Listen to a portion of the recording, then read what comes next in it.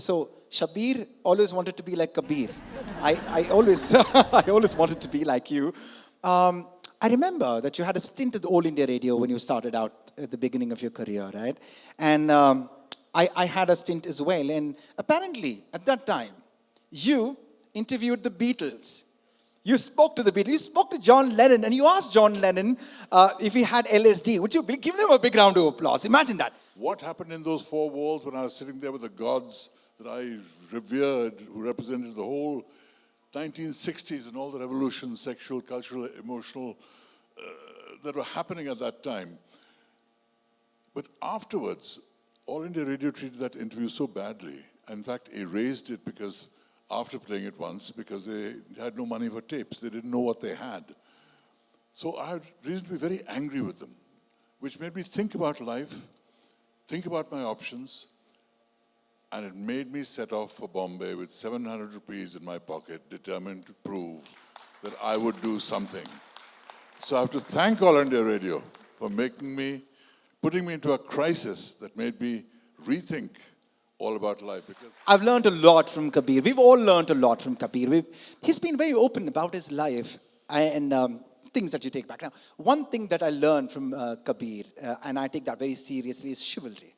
You know, I remember that episode where Kabir personally talks. He's with Parveen Babi. He's out at the restaurant, and he's been invited by the great Gina Dolo Brigida. And you need to read the book. She puts her down. This is slide comments out there. I'll not go into it. And the best part is when Parveen walks out, Kabir stands up, stands with his woman. He walks out as well as the guest of honor.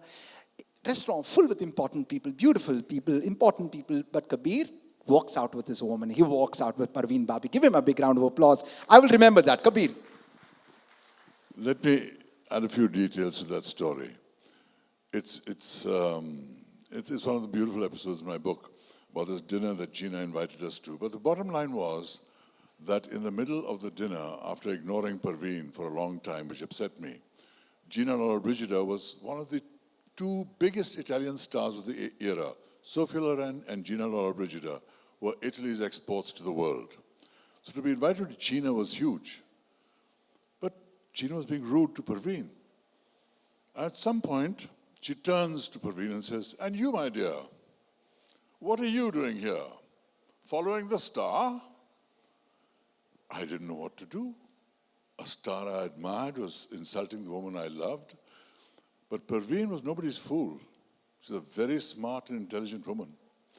She looked at Gina and smiled and said, "No, my dear, I'm with my man because I have a man." And Gina said, "Oh my goodness, she is very clever, she is very clever." And Parveen led me onto the dance floor and said, "I'm leaving, I have had enough."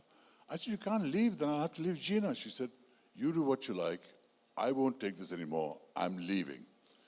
And I had to make a decision. Do I walk out on the biggest Italian star in the world, or do I stay with my woman? And at the end of the day, of course, because she had insulted the woman I loved, I walked out with Parveen, and that was the end of my dinner with Gina Lollobrigida. What would be that one advice that you would give me? What would I tell you? What can I tell you? Look at you, you're rocking, man. You're the height of fashion, you're cool, you're living in Bangalore, you are doing all the right things. Great, absolutely. Thank you so much. Thank you so much. It's been such a pleasure. Such a pleasure, ladies and gentlemen. What a legend. Can I hear a big round of applause? Wow.